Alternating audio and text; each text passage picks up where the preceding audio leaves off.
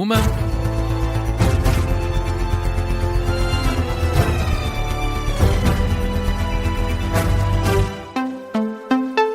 Está a começar o Jornal da Uma com a edição do Miguel Cordeiro. Miguel, o presidente do Tribunal Constitucional, renunciou ao cargo. José João Abrantes comunicou a decisão há minutos. Saída por razões pessoais e institucionais. É uma decisão com efeitos a partir da posse do substituto.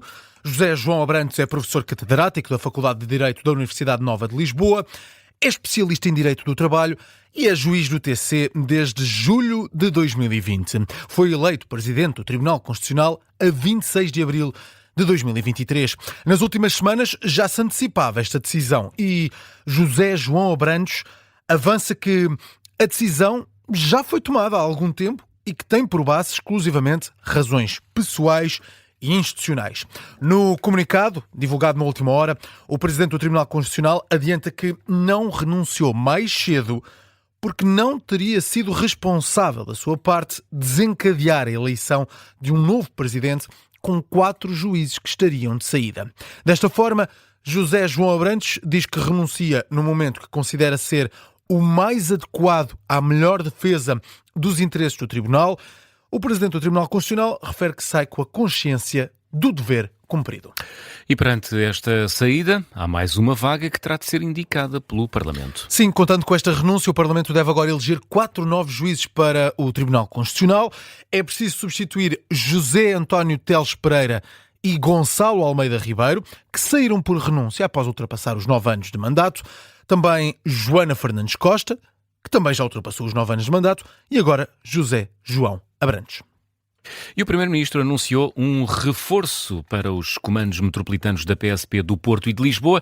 São 200 novos agentes para cada uma das estruturas. Luís Montenegro falou depois de um encontro com os presidentes das autarquias de Lisboa e do Porto, Carlos Moedas e Pedro Duarte, neste caso. O Primeiro-Ministro diz que o tema da segurança nestas duas cidades tem sido um assunto dominante e diz que tem dominado praticamente todas as conversas que tem com estes autarcas e, portanto, anuncia Luís Montenegro um reforço de polícias. E mais, há também um reforço das ações de patrulhamento do Corpo de Intervenção da PSP nestas duas cidades, nomeadamente nas zonas de maior implicação do ponto de vista criminal. Anúncio feito na última hora. A jornalista Maria Rego está na casa do Roseiral, onde esteve precisamente o Primeiro-Ministro a fazer este anúncio na cidade do Porto. Maria Rego, há 200 novos agentes para Lisboa e 200 novos agentes para o Porto. Precisamente um total de 400 novos polícias para estes dois locais, Porto e Lisboa. O Primeiro-Ministro assume por isso uma preocupação num reforço que diz estar já em curso nas ações de patrulhamento e policiamento com o Corpo de Intervenção da PSP em Lisboa e Porto, especialmente em zonas de maior incidência criminal. O Governo assume perante os senhores Presidentes de Câmara um reforço de aproximadamente 200 efetivos para os comandos metropolitanos de Lisboa e do Porto, 200 para cada, a ter lugar no decurso ainda deste ano, de acordo com os processos de formação que estão em curso. Um terminará no final do primeiro semestre, o outro no final do ano. Haverá essa alocação de recursos humanos. O reforço apresentado por Luís Montenegro, que promete que o Governo vai investir no aprofundamento e desenvolvimento de soluções tecnológicas para auxiliar os agentes nas atividades preventivas, tudo para que os polícias passem menos tempo com funções burocráticas. Para além deste anúncio, Luís Montenegro anunciou ainda que vai transferir a antiga sede do Conselho de Ministros para a Câmara Municipal de Lisboa, criar habitação acessível. Com esta construção, o Governo vai abdicar, segundo as contas do Primeiro-Ministro, de 25 milhões de euros. No que toca à mobilidade, Luís Montenegro aponta para projetos aqui na cidade do Porto, no que toca a encontrar uma alternativa à via de cintura interna, projeto também falado aqui pelo Presidente da Câmara do Porto. Já em Lisboa, preocupações voltadas para A regulação de trotinetes, TVDs e tuk-tuks apresentadas na voz de Carlos Moedas, presidente da Câmara Municipal de Lisboa. O encontro durou cerca de 2 horas, contou com os 2 presidentes de Câmara, quer do Porto, quer de Lisboa. Há novo encontro daqui a 6 meses para que se faça um balanço das medidas apresentadas. Encontro de Luís Montenegro com Carlos Moedas e Pedro Duarte, encontro que termina com este anúncio de 200 novos agentes para o Porto e 200 novos agentes para Lisboa. E em Lisboa, o agente da PSP que terá avisado os polícias da Esquadra do Rato de que estariam sob investigação, não fazia parte da investigação. O esclarecimento é da própria Polícia de Segurança Pública, em conjunto com a Procuradoria-Geral da República.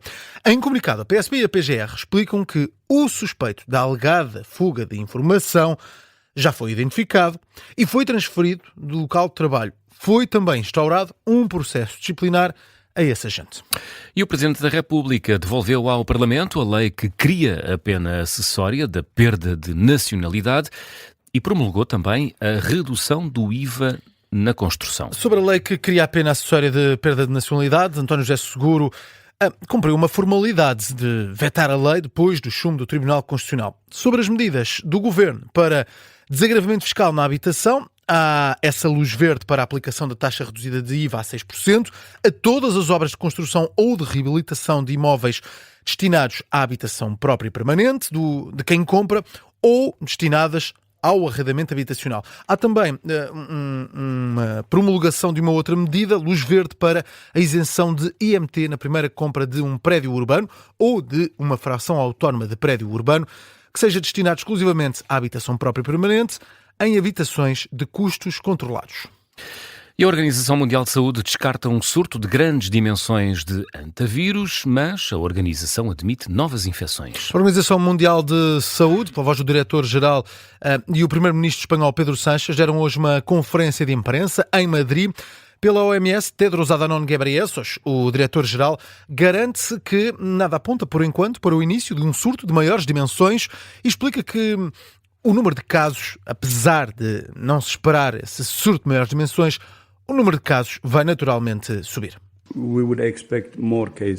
É de esperar que haja mais casos porque, como se devem lembrar, o primeiro caso no navio ocorreu a 6 de abril e até que o relatório fosse confirmado como infeccioso, o que aconteceu por volta de 24 ou 25 de abril, houve, na verdade, muitas interações entre os passageiros e, como sabem, o período de incubação é também de 6 a 8 semanas.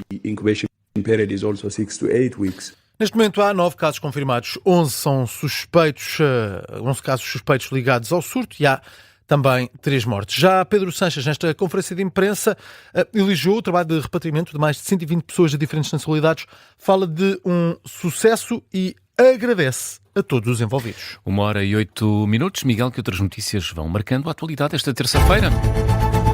Morreu aos 90 anos o antigo vereador de Lisboa e dirigente do CDS, Pedro Feist.